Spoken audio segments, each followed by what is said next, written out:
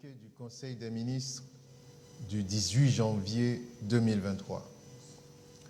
Le Conseil des ministres s'est réuni ce mercredi 18 janvier 2023 sous la présidence de son Excellence M. Faure Essosimna Gnassingbé, président de la République. Le Conseil a examiné un avant-projet de loi, 2 projets de décret et écouté 4 communications.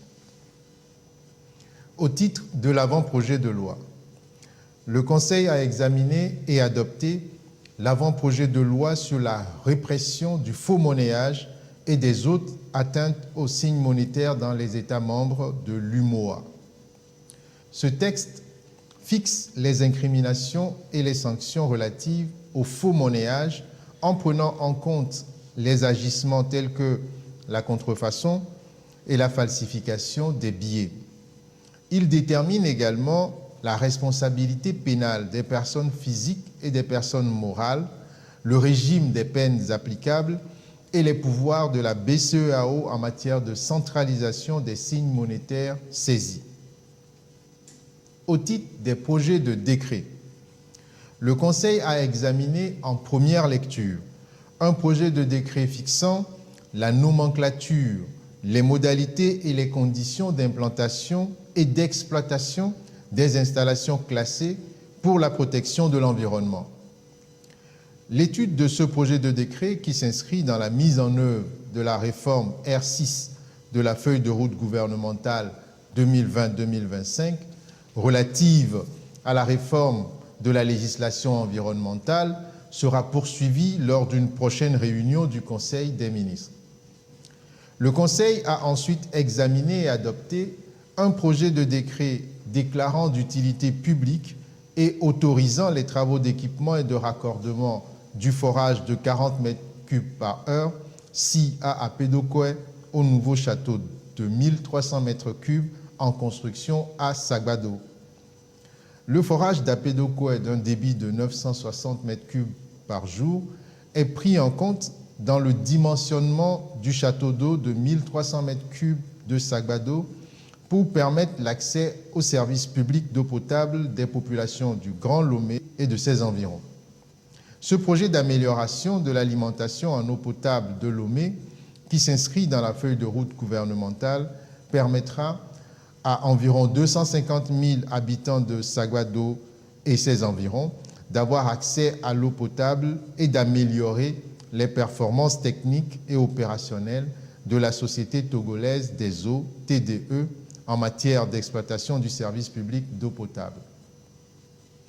Au titre des communications, le Conseil a écouté une première communication relative au registre social des personnes et des ménages présentée par le ministre de l'Économie numérique et de la transformation digitale.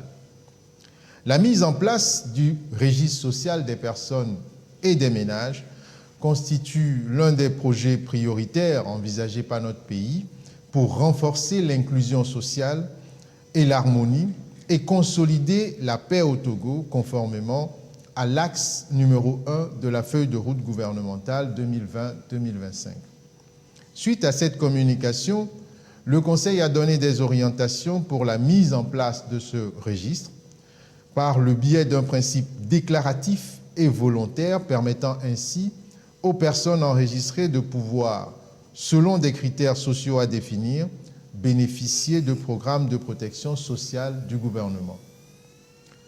Le Conseil a ensuite écouté une deuxième communication relative à la situation de l'inclusion financière en 2022, présentée par le ministre chargé de l'inclusion financière et de l'organisation du secteur informel.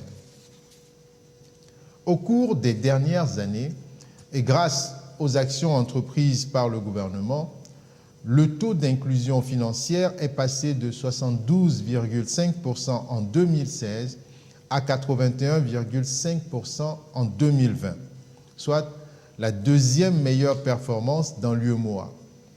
Sur la même période, le taux de bancarisation élargi est passé de 70,8% à 80,04%, faisant de notre pays celui de la sous-région avec la plus forte croissance dans ce domaine.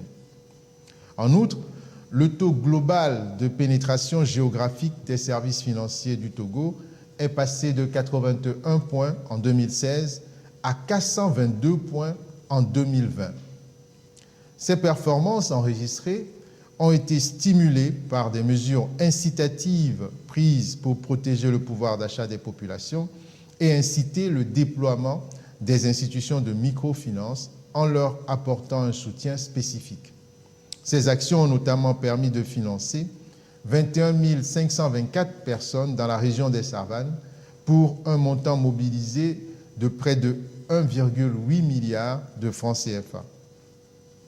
Le Conseil a instruit pour la poursuite des mesures engagées afin de renforcer la résilience des populations togolaises. Le Conseil a écouté une troisième communication relative à la situation de la mise en œuvre du programme national d'alimentation scolaire, présenté par le ministre du Développement à la base, de la jeunesse et de l'emploi des jeunes.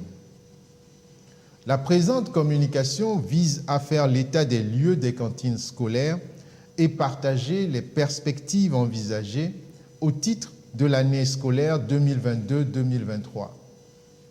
En effet, le programme a donné accès à une alimentation suffisante et équilibrée aux élèves des zones les plus vulnérables de notre pays et a participé à la création des conditions visant à renforcer l'inclusion sociale et à garantir l'accès au minimum vital indispensable à la cohésion et à la paix durable. Au titre de l'année scolaire 2021-2022, au total, 132 153 élèves ont bénéficié du programme dans 906 écoles sur toute l'étendue du territoire pour un montant de 1,78 milliard de francs CFA avec des contributions du secteur privé, d'organisations non gouvernementales, d'organisations communautaires et d'institutions internationales. Pour le compte de l'année scolaire 2022-2023, les cantines scolaires seront mises en œuvre dans 1181 écoles avec une prévision de 213 784 élèves bénéficiaires en vue d'atteindre la cible visée par le gouvernement à l'horizon 2025 qui est de 300 000 élèves. Compte tenu du contexte actuel, la situation des familles déplacées, victimes des attaques terroristes dans la région des Savanes, sera particulièrement considérée et prise en compte. Ainsi, plus d'une trentaine d'écoles situées dans la préfecture du Kpendial seront intégrées au programme. Le Conseil a salué le bon déroulement du programme et a donné des orientations pour un transfert progressif de la mise en œuvre aux collectivités territoriales. Le Conseil a écouté une dernière communication sur la situation économique et financière au troisième trimestre 2022, présentée par le ministre de l'Économie et des Finances. Cette communication présente une synthèse de l'évolution de la conjoncture économique sur le plan international au sein de l'UEMOA et sur le plan national au terme du troisième trimestre de l'année 2022. Sur le plan international, le rythme de progression du PIB s'est amoindri dans l'ensemble des régions du monde, tandis qu'au sein de l'UEMOA, l'activité économique est restée dynamique avec une progression de 5,7% du PIB en glissement annuel. La conjoncture nationale au troisième trimestre 2022 est essentiellement caractérisée par une hausse des activités dans les différents secteurs de l'économie comparée à la même période de 2021. Ces évolutions rentrent en phase avec les estimations et prévisions du cadre macroéconomique d'octobre 2022 qui table sur une croissance du PIB réel de 5,8% en 2022 et 6,6% en 2023. Fait à Lomé le 18 janvier 2023, le Conseil des ministres. Et au terme donc du compte-rendu du Conseil des ministres, le porte-parole du gouvernement a échangé avec les journalistes sur différents sujets qui ont meublé justement le Conseil.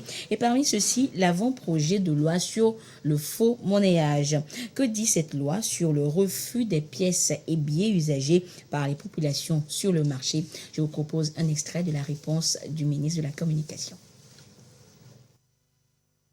Pour ce qui est du refus des pièces de monnaie ou des billets de banque usagés par certains commerçants, on est ici face à une pratique qui a cours dans notre pays, mais une pratique qui est parfaitement illégale, puisque les monnaies, les pièces usagées ou les billets de banque usagés peuvent être restitués tout simplement à la BCEAO, mais à partir du moment où c'est de la monnaie qui a cours légal, cette monnaie-là doit être reçue comme moyen d'échange, puisque la monnaie a cours légal.